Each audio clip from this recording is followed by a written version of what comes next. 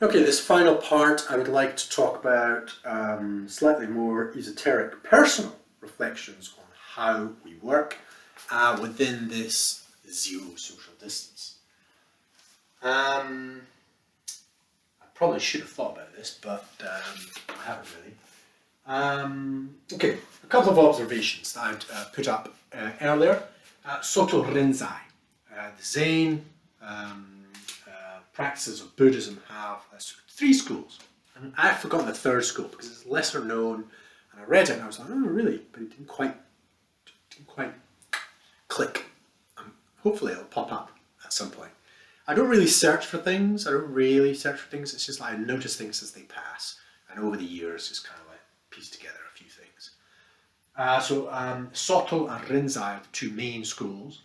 Soto is where it's just sitting. Well, Zazen is just sitting. But Soto is where you sit for a long period of time and soften one's awareness and become aware and mindfulness. Like the opening leaf of lotus. Rinzai is rapid, okay, through koan. Okay. Now I think I've mapped this to different ways of understanding how our minds work. Our basic structure of the mind. And basically, if you imagine this is our nerve body. Okay, the nerve body. And it is dissolved into our body. It's complex, and our eyes and our ears, all these knots of nerves. Okay, these are organs. And yet there is a kind of like a filtering process which eventually goes whoop, and it's like boop, boop, boop, boop, boop, thought. Okay? Okay, there might be like body sense, eyeball, being able to do visual things, and all that's happening, and then your senses and feelings and sound and how that's transposed, how those are transposed, and meaning might occur through time. The thought, and there's continuity of that. Right, and there's something like that going on. Now, what's happening with Soto is the awareness is expanding, thought, the attention. And it's kind of sinking in this direction. And that is Soto. Okay? Basically you're softening. Oh, wow. Let's see. Softening. Okay, we're softening our focus. Whereas the other one, going upwards, so that's softening. The one going up is concentrating.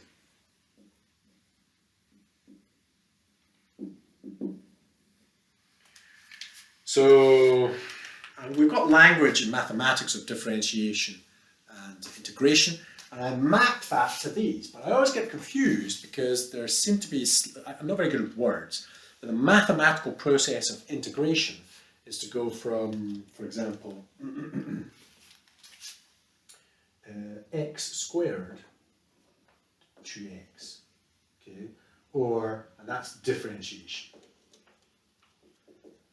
So if you have a curve, x squared, x squared, the rate of change at any moment, at any moment, you differentiate it and you'll get that rate of change. So to get the rate of change of x squared, that's 2x. So if x equals 1, it's 2, and x equals 3, it's 3, and so on and so forth. It's the rate of change. So it starts off as 1, and then it gets at 2, it's like 2, and at 3, it's like this, and at 100, it's like, wow. The rate of change means it goes step to the right, and it goes 100 up. Okay? So the rate of change is that. Okay? So that's that equation, that curve, that is those kind of like lines, and that's differentiation. And this way, it's called integration. Okay, and if you do that, you have to add c, because you don't know where the curve is. It could be anywhere. Now, I'm not wanting to go into the maths of that, but the point is there's a mathematical process that's correlating to this, and I think it's possible, a little, when we're talking about graphs and time, to correlate it to how it is that we're functioning through time. I haven't been able to do that. We might be able to explore how to do that. That's what I'd like to talk to the people that have got a slightly more, well, okay, the problem with people learning this is they're only applying it to pure maths and usually to physics, to physical objects. To sit there and apply this to conscious states, to the arising dissolution of thought, is a trick. And I haven't been able to do it yet because I'm not trying very hard. I don't like trying. But I think that there's some kind of thing going on here, and it's similar to what's happening here. Okay?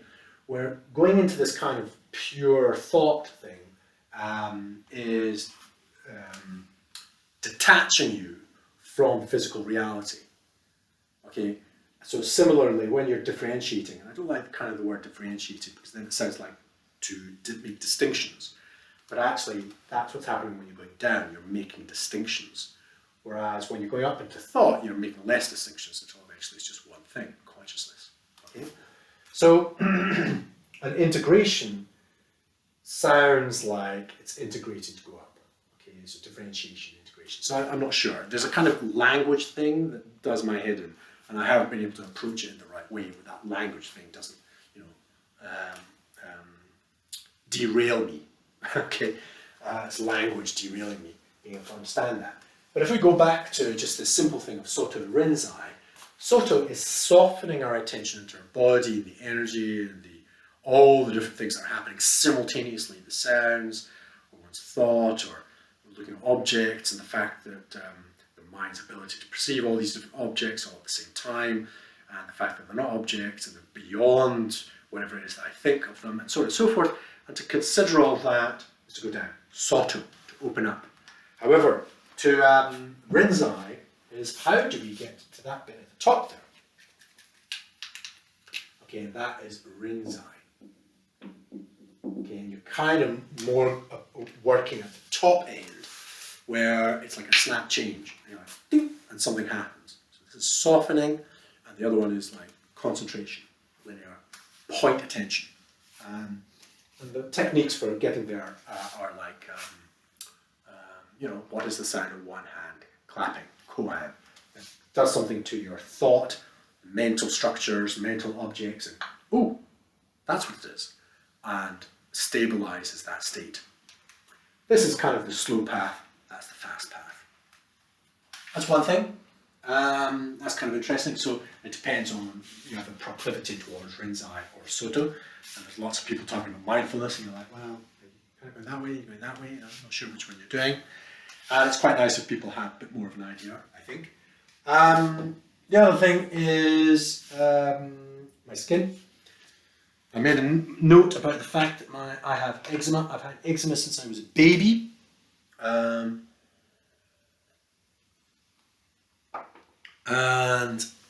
My mother had seen back then. I was born in Scotland. My parents are Portuguese. And when in Scotland, the current knowledge at that point by doctors was to not breastfeed. Okay, was to do bottle feeding, because that was the new thing back then. The doctors were suggesting. And they subsequently have found out that I didn't complete my body immunity, and that's causes a lot of problems for people's bodies, including, for example, eczema and allergy. Taking things that I shouldn't really be, my body react against, like wool or the oil in wool, and then or milk, dairy milk. My body reacts to it as an enemy, and my white blood cells and so on attack it, and I get all inflamed. Okay. And I've had anaphylactic shock. So I had all this until I was about 11, going to hospital with eczema, and then eventually we went on a very strict diet, cut out lots and lots of things, including dairy, and then introduced a few things like a cup of yogurt, and then I got anaphylactic shock, because we removed something and then introduced like a tablespoon of yogurt, and I get anaphylactic shock.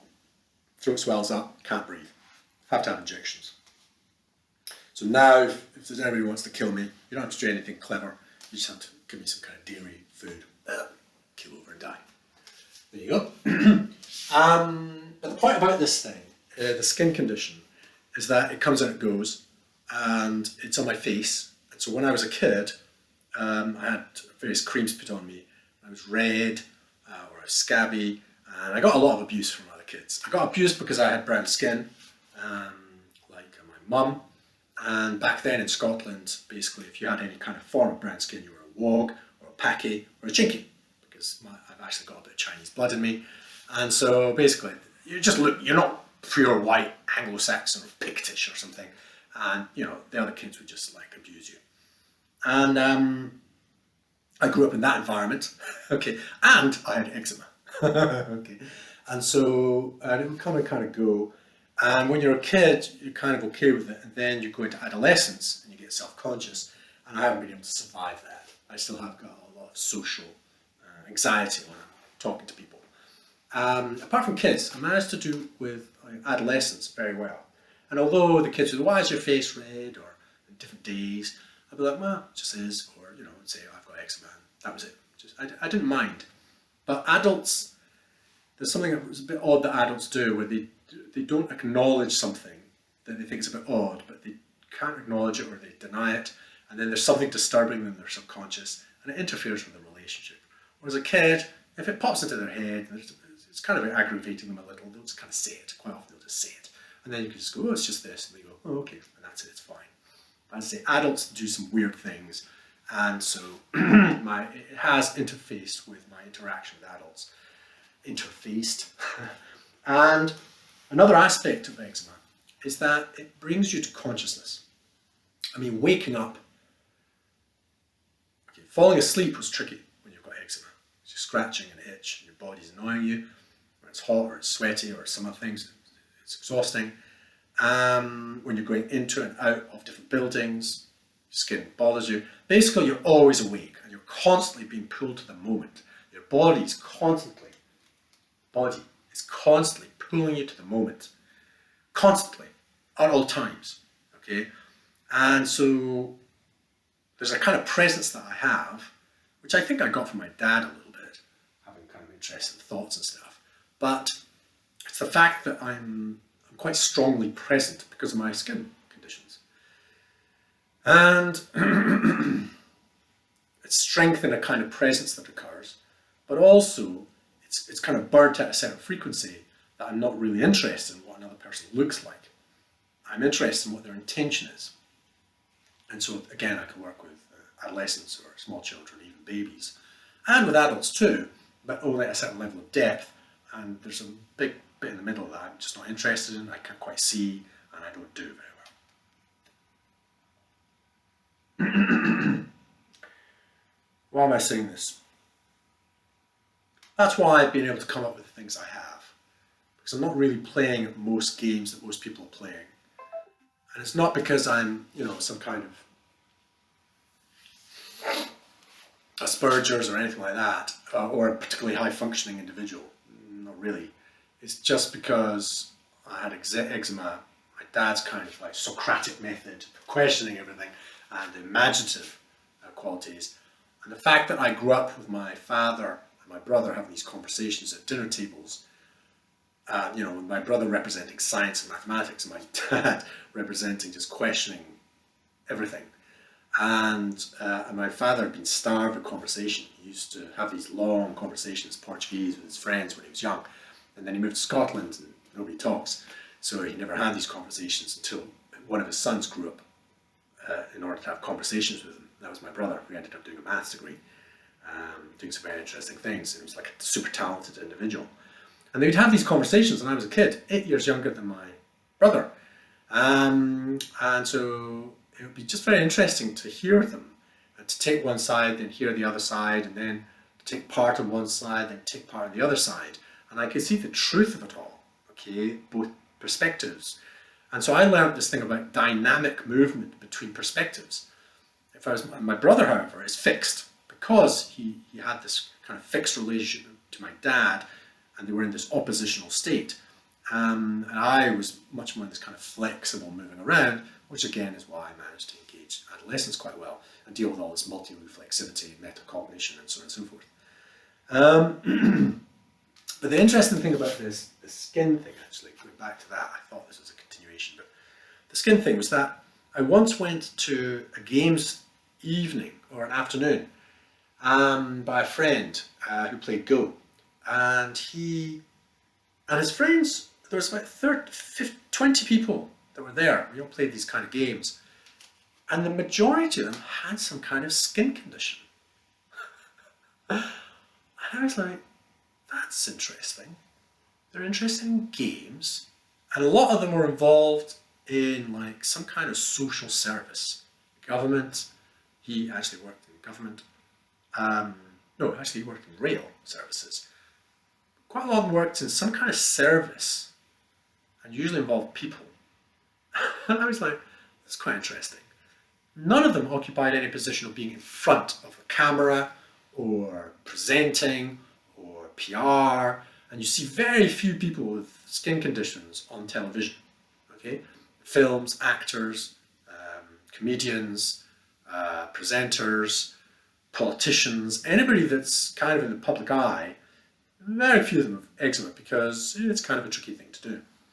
And so they end up, people like me, performing for the service of others, but not right in front of them. And they were interested in games. That's what I thought was interesting. They're interested in dynamics and play and structures in games, but also the social interaction of playing games and the kind of metacognition involved in playing a game. You're aware you're playing a game. This is not like, everything. This is just a game that we're playing, and it's a social interaction around a game. And I don't know if that's a significant relationship, but I think that there is some form of, when you have a skin condition, the social interaction as you're growing older into adolescence and becoming aware of it alters one's interaction with others, and makes you conscious of metacognitive, conscious of the interplay that's occurring as you're growing up as a young person. And so the interactions become slightly more abstract. There's a slight kind of remove from it. So then you're interacting at a kind of slight remove of social interactions, which kind of relates to games. Okay, I think. I don't know, that's kind of interesting, I think.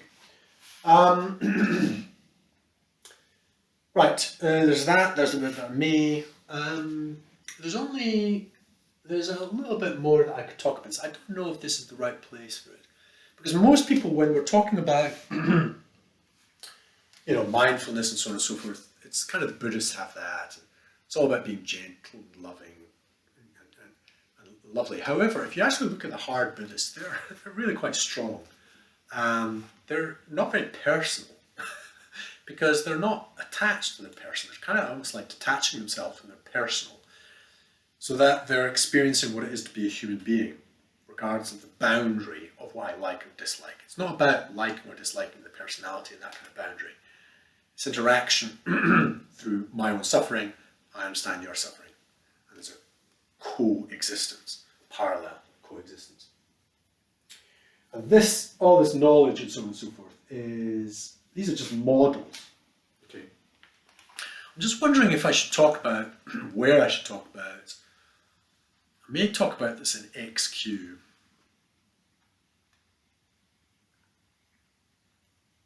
Yeah, I think I'm going to talk about this in XQ. Because it's almost like a mathematical, if you start thinking about the mathematics of our psychological states and our psychosocial states, and you start talking about the mathematical structure of our minds, it can start becoming quite cold, as if we're talking about our minds and it's just an object and we're drawing graphs and so on and so forth. And it's the representation.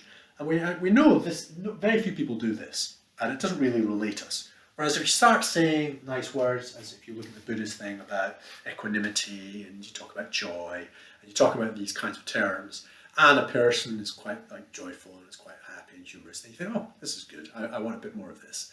And being generous and thinking well of other people and doing nice things and practices and thinking about the well-being of others. All these things I think are kind of given, and everybody knows about that. So I'm interested in trying to describe it in a slightly different way, mathematical basically, in a way that allows us to reflect on this mathematics. Because the reason why I do this is because, okay, I'll finish off with this. The reason why is because this idea of zero social distance correlates with global unity. World peace. Now, the traditional method that most people have got towards trying to get to kind of world peace is you've got to start with yourself. You have to work with yourself. And once you do that, then these other things might happen. And that's kind of true. The trouble is the people that are doing excessive amounts of work on themselves just become a group, and other people go, wow, okay, they're just Buddhists, they're just, doing meditation, it's them.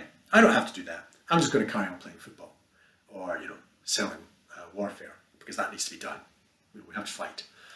And so because of that, it becomes, because of words, and because of categories, and because of social forms, the social distance, it doesn't become zero. The social distance increases.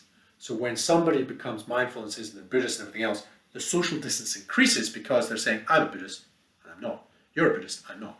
That kind of thing. Okay? The boundaries of self-determination, which the Buddhists are attempting to resolve. You can't escape from it if you join any kind of group.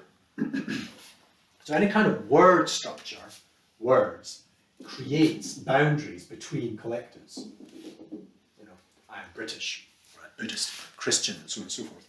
And the beliefs that we have, even if they are beliefs, are not words. Even if it's to do with belief in God. Okay, what's that mean? Is it Allah? Is it something else? What are the practices? What practices are related to this? What are the beliefs? And even when you escape that, as Fox did, say, well, it's just a light within. Okay, it's not actually the words, and in fact, they refuse to take any oaths. Do you believe in God? Well, I'm not willing to say. And that put people in prison, got them killed. Okay, throughout history. But basically, they're just saying, I don't fix to anything external, to any words. I am the example of who I am, and that's the best I can do, and I'm doing the best I can. And I recognise, Christ and that story and that narrative. Maybe recognise, Allah and various others, and I think modern day Quakers are recognising all religions. Okay, so it's recognising the self, the light within, and any other human being that they're relating to. Okay, so, but even when that happens, they were termed Quakers, and because they were termed Quakers, because they quaked with kind of like the energy that they had, I think it was by a judge, and they adopted this term, even though it was kind of pejorative, just like black, where blacks took that word and adopted that word and said black power. So as Quakers, it's like that. You quake, you do that thing. Yeah, okay, Quakers, we're Quakers. It's their term. So it's not that we're identifying, that these people identify themselves as Buddhists or Quakers or whatever. It's that other people might apply those terms, certainly the Quakers. But if people adopt their own language, it becomes a little bit like, a contained system. And thus, the social distance gets harder to cross. You've got boundaries. So, what I'm interested in is methods on how, in our spiritual spaces, can we, if we do wish to really resolve the major issues that are happening globally, and we have many multi-religious efforts, it's a bit like the academics trying to get together across disciplines, or the different political parties trying to organise themselves. It's phenomenally difficult. It's almost impossible because of the silo problem. The language, the mentality, the various mental sets, headsets, they just cultivate certain cultures and they don't quite mix. Okay? So I've developed techniques and meta-methods that should operate across any social context and any human being, or at least I'm interested in those. And I think the only way we can do that is using mathematics. That's what I think is possible. And if we derive a form of mathematics that we can interpret, we might have disagreements on it, inevitably. But at least if we kind of recognize these mathematics and they start to make sense and become internally consistent across any religion or political positioning, that's interesting, don't you think? I think it deserves attention. And that's why I was interested in the Descartes-Fox thing, because it's a metacognitive mechanic. Now, I haven't mathematized it. I've seen a guy called Lefebvre mathematize something to do with our mental state. he's actually got equations of awareness. Okay, equations, functions of awareness. And that's quite interesting because it starts getting quite complex and it seems to be all about representational forms. Whereas I'm more interested in this. It's not really to represent, like this map is meant to be representing the human mind. No, okay, it's just meant to be just a little representation of what's actually going on. And you can check, oh, okay, yes, I do have a nerve body. Oh yeah, okay, and I am conscious, and it seems to be a singular thing. All right. So that reflects in some form of my existence. And it's my existence which is important. It's not a matter of this, therefore, if I do this and manipulate that, therefore something. Oh, what does that mean about me? Okay, no, okay. Whereas it would be appropriate that if upon this, my exercise of performing certain forms of mathematics is exercising different parts of my being. That might be possible. Okay, so it's not just a matter of mathematical description of a reality. It's a mathematical expression that reflects my reality. Okay, and so it's in the receptive state. It's never going to be something you can prove to another human being. It's more something that you can say, well, what do you think of this? Is this a good way for us to go forward? And you go, okay, I can see that. Okay, can you see that? Great. And because it's mathematical, it's an alternative approach to words and all the constructs that have failed us in the past, possibly, in order to achieve this thing, global unity. Okay. So there is a relationship between all the spiritual practices and our humanity, and all human beings, spiritual and religious practices. They might be more or less exclusive to other social groupings, but I think most of the enlightened religions and the people that are liberal, let's say, religious followers, have a reasonable amount of their own spiritual experience and the relationship to their children and their friends and family and so on and so forth. And I think a reasonably decent effort or extension of that to everybody. The trick is, however, that we're living in conditions where the financial balances are imbalanced and political and so on and so forth. Again, we've got tools with Sqale and with the fiction, with the urban, ABC State Education, and Action Cycles with business, and reflexive reading with academia, XQ with maths, and maybe this. So we're attempting to come up with a social science, that would be one way of saying it, but just as social practices that allow us to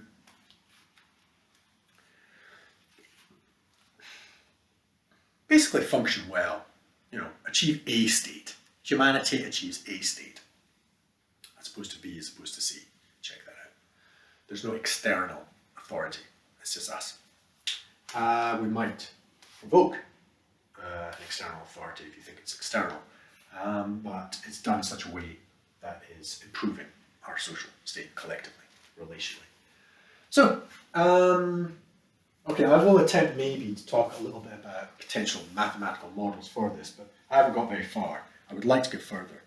But the whole point about this zero social distance and the technique to distance from oneself and attachment to self is in order to approach the possibility of understanding another human being, any other human being, and that zeros the distance. And if we can do that collectively when we're talking and listening to each other, especially when we're considering important issues like the environment and what we have to do together or collectively, one or two or several of us or millions of us, in order to achieve global unity. So it's like a preparation. It's like an internal, self-directed, unilateral action of exercise to practice such that it enables union with others, which allows the other things and our other practices to occur. Okay, there's nothing within us which is preventing us from engaging, because there's an appreciation at some aspect of our existence of zero social distance. We practice it. Okay. I kind of wanted in this bit to actually talk a little bit more about techniques to improve mental state. Okay, I actually could. I'll leave that with XQ, because there are some things that I'm describing in a mathematical sense that actually improves our mental state. So this one is more to do with the ineffable, the unknowing, something that is beyond us to understand, or even feel quite difficult to access, even if with deep meditative states, or philosophical understandings, let's say, certainly verbal. But at least we have to acknowledge that there are aspects of us that are pretty significant and have a spiritual quality. I'm not oblivious to it, neither are you. And we need to consider that, and how do we relate different religions and so on and so forth. How are we going to resolve that?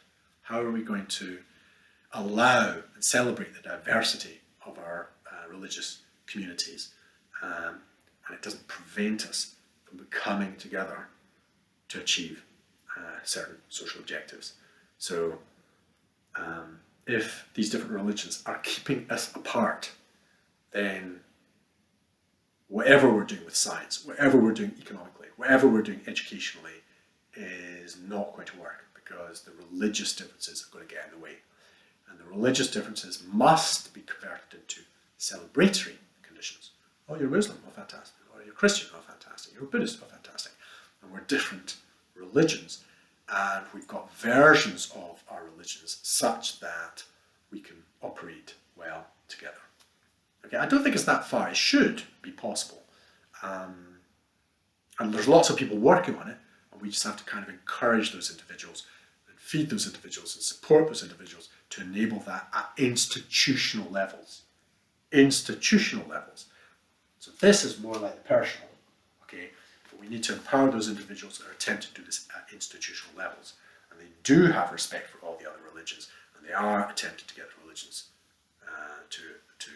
to form a union of some description, or federation, I don't know, okay? But they're definitely practicing at some level of their being this kind of zero social difference, and we can all help them by doing that, okay? It's a slightly different thing, okay, the whole organisation of religions and so on and so forth. We're looking at the spiritual practices within the individual, okay? But without doing that, without doing it between us, within oneself, with each other, I think it makes their job of trying to get the institutions together a lot harder. Remember, we've got these other techniques that are dissolving different forms of institutions with Sqale, the economics, and so on and so forth, and less hierarchy, more horizontal. That's fine, but the religious structures are supported by our psychic processes, what we believe and how we're operating. So we need to exercise that a little bit more, and anybody watching this is obviously doing that. And I encourage you to do more, okay? But in relation with the others, so that we don't go super deep into this, because we're actually looking for global unity, okay? But maybe I'm just emphasizing that because I'm particularly interested in how all the systems work. But yeah, okay, that's good enough for me. Are we clear? Great. Any questions? Okay, don't ask me. That's as much as I know. Okay. Thank you very much for listening.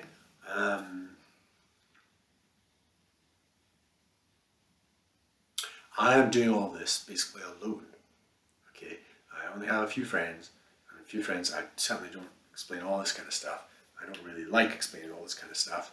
I've kind of enjoyed it, but as you can see, it's quite limited.